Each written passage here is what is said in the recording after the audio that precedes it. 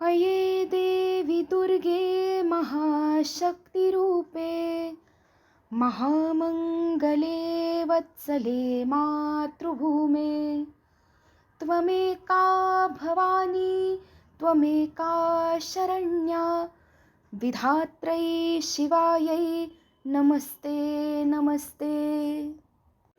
त्वया प्रेरिता स्मो वयं वीरबाला शुभं कर्म कर्तुं विजेतुं रणञ्च स्वदेशे विदेशे सुकार्यविकीर्य सदाचारवृत्तिं वयं स्थापयाम।